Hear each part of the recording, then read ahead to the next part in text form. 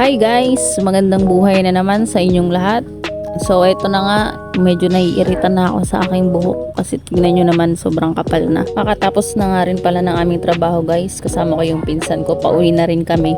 Kaya naisipan ko magpagupit na lang ng buhok bago umuwi ng bahay. Pero bago yan, mag-out muna tayo dito sa trabaho guys. So hinihintay ko na nga lang si Commander para makaalis na kami.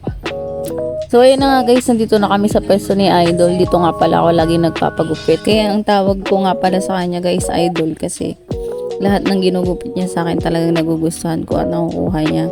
So ayan, sabi ko nga sa kanya dyan, gusto kong gupit yung kay Daniel Padilla. Pero syempre guys, gupit lang yung kaya nating gayahin pero hindi yung itsura, kaya ayun yung kinalabasan. So bago nga pala kami umuwi guys, dumaan muna kami dito sa may shawarma rack. Dito nga pala to sa may Tulgi, sa may Baliwag, dito sa may Kawayan, Bulacan. Ito nga pala yung paborito naming merienda dito, shawarma.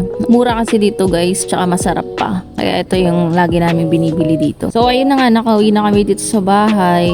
Ayan si Commander, parang pagod na pagod. Kasi nga kagagaling namin ng trabaho. At alam ko rin na kapag ganyan ang itsura niyan, gutom yan. Kaya kailangan nating pakainin para naman good mood pa rin siya hanggang mamaya guys. Kung umabot kayo guys dito sa part ng video na to, gusto kong magpasalamat sa inyo. Lalo na sa mga new followers natin dyan, yung mga nanonood sa atin. Maraming salamat. God bless sa inyong lahat guys. So ayun na nga guys, huwag na nating patagalin to. Kainin na natin tong binili natin na merienda. Guys, share ko lang no. Kapag nga pala bumibili ako ng shawarma doon, nag-order din ako ng fries kasi nga ganyan yung ginagawa ko guys, pinaghahalo ko siya bago kainin. Nagugustuhan ko lang yung lasa niya guys, kaya paborito kong ginagawa yan.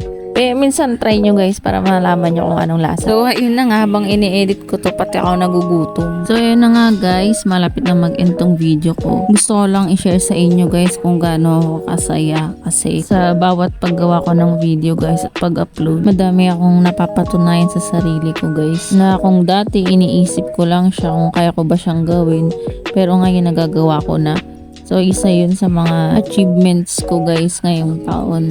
Sa bawat upload ko, yung hiya na nararamdaman ko dati, unti-unti kong na-overcome. So, nakaka-proud lang. Sobrang proud ko sa sarili ko ngayon. Lagi ko nga sinasabi guys, kung hindi natin susubukan, hindi natin malalaman. Mag-e-end na tong video ko guys. So, maraming salamat sa panonood. God bless.